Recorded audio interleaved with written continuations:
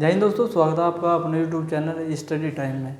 जैसे कि आप जानते हैं सीआईएसएफ हेड कांस्टेबल मिनिस्टर 2019 के टाइपिंग टेस्ट चल रहे हैं और मेरा भी उसका कल टेस्ट था। मैं भी उसका टाइपिंग टेस्ट देकर आया हूँ और बहुत बच्चे जो गलती कर रहे हैं, मैं चाहता हूँ वो गलती आप ना करें। तो इसी के बारे में मैं आपको कुछ अपडेट देना आया हूँ। आपकी थोड़ी सी आपको पता होगा क्या क्या डॉक्यूमेंट्स ले जाने हैं। मैं आपको थोड़ा बता देना चाहता हूँ। आपको एडमिट कार्ड लेके जाना है और एक अपना आधार कार्ड या कोई पैन कार्ड, अपना एक आईडी प्रूफ लेके जाना है।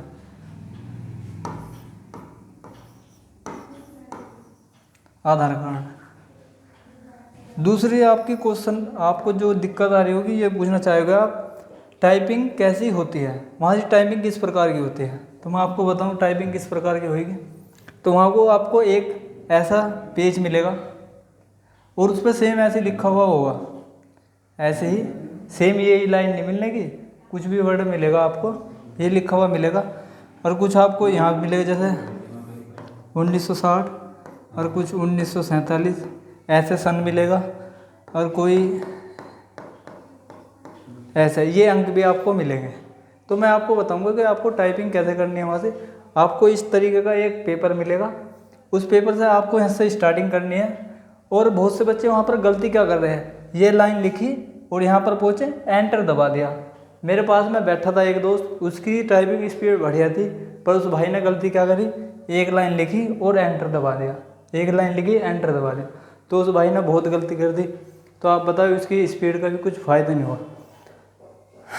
तो इसी बारे में मैं आपको थोड़ी सी अपडेट देना चाहता हूँ। आपने जैसे ये लाइन लिख ली, आपको यहाँ एंटर नहीं दबाना। आपको एंटर कहाँ दबाना है, जब ये पूरा पैराग्राफ खत्म हो जाएगा। जैसे सपोज करो यहाँ से फुल स्टॉप लिखा हुआ है, यहाँ पर ये पूरा पैराग्राफ यहाँ से स्टार्ट हुआ है, यहाँ से जब अगली लाइन दूसरी यहाँ पर स्टार्ट होगी ना, तो आपको यहाँ पर जाकर एंटर दबाना है। यहाँ पर पहुँच गया आप, यहाँ पर जाकर आपको क्या दबाना है, एंटर। फिर अगली लाइन स्टार्ट हो जाएगी और आपको ये जो पेज होगा पूरा लगभग 1775 वर्ड कुछ ऐसे मिलेगा आपको। यदि आपने ये एक बार में ये पूरा पेज लिख दिया बिना किसी गलती के, तो आप टाइपिंग में बिल्कुल पास हो।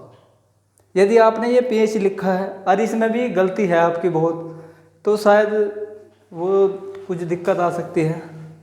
तो मैं आपको बताना चाहूँगा, यदि आपने ये कुछ ही समय में 10 मिनट से पहले ये पूरा पेज लिख दिया, तो फिर आपको क्या करना, फिर दोबारा से आपको शुरू से स्टार्ट कर देना है। फिर दोबारा से आपको शुरू से स्टार्ट कर देना है पेज। और क्या क्या आ रही है, टाइपिंग का फॉर्मेट किस में होगा। यदि आपने देखो बहुत से बच्चों की जो गलती आ रही है ना, बहुत से बच्चे पूछ रहे हैं कि जब मैंने एग्ज़ाम भरा था तो सर हमने हिंदी भरी थी और हमारे एग्ज़ाम में क्या आ रहा है, इंग्लिश आ रहा है। तो भाई वो गलती वहाँ पर हो रही है।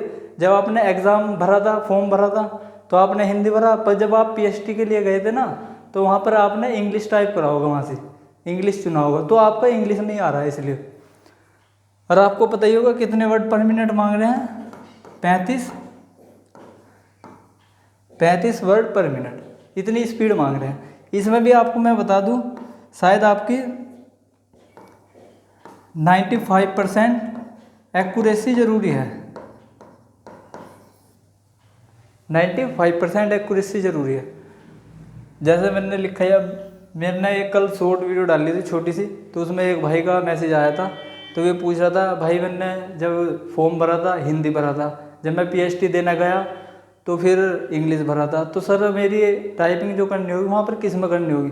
तो मैं आपको बताना चाहूँगा, आपको जो अब टाइपिंग करनी होगी इंग्लिश में करनी होगी। या मैं सीधी सी बात बताऊँ, आप जब पीएचडी देने गए, पीएचडी देने यदि वहाँ पर आपने हिंदी चूज़ करी है तो आपको हिंदी में टाइपिंग मिलेगी। अब यदि इंग्लिश करी है तो इंग्लिश में मिलेगी।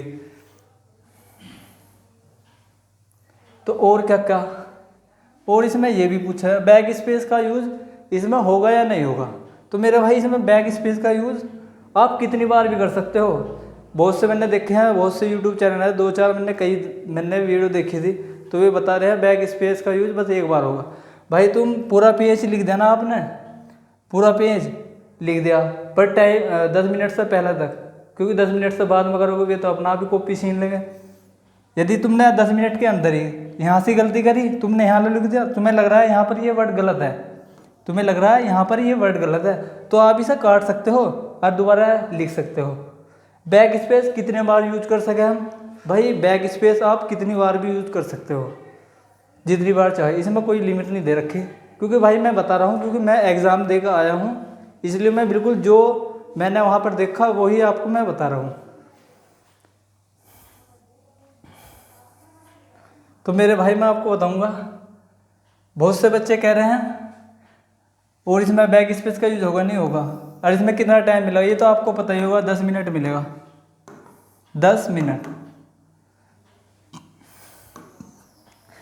और एंटर का प्रयोग कब करें ये मैंने आपको बता ही दिया। अभी एंटर का प्रयोग कब करना, जैसे कि ये हमारा एक पैराग्राफ हो गया, यहाँ से ये लाइन लिख रही, यहाँ पर फुल स्टॉप लिखा है। अब यदि ये दूसरी लाइन हमें स्टार्ट करनी है तो यहाँ पर हमें एंटर दबाना होगा। इस प्रकार से आपको एंटर का यूज़ करना है।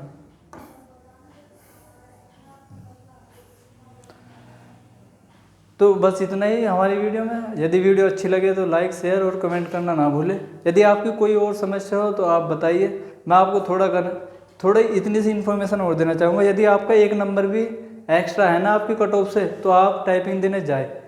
क्योंकि मैंने देखा है जिस बैच में मैं था, उस बैच में बस 3 लड़कों का सिलेक्शन हो पाया है। हालांकि उन्होंने बताया नहीं कि हाँ भाई आप सिलेक्ट हो गए हो नहीं हुए, पर उन्होंने बता दिया था कि आपकी टाइपिंग अच्छी है, आप मेडिकल के लिए बुलाए जा सकते हो। और भाई और बाकी को किसी को नहीं कहा गया। तो भाई जिनके 96% नंबर थे उन पर टाइपिंग नहीं हो रही, किसी के 85, किसी के 90 थे, उन पर टाइपिंग नहीं हो रही है। तो भाई वे कह के रह गए, उनके नंबर तो किस काम के भी नहीं रहे। तो भाई मैं इसलिए आपको यही जानकारी देना चाहूँगा कि आपका एक नंबर भी फालतू है तो आप जरूर जाएँ। या एक बात आप ही बताइए, जब आपको पता था जब आप फिजिकल देने गए थे आप पास होंगे नहीं होंगे, वहाँ भी तो गए थे, वहाँ गए। फिर उसके बाद में जब आप पेपर देने गए आपको पता था आप पास होंगे, नहीं पता था। तो इसलिए भाई आपको पता थोड़ी ना है आप पास होंगे नहीं होंगे, तो आप जरूर देने जाइए। धन्यवाद।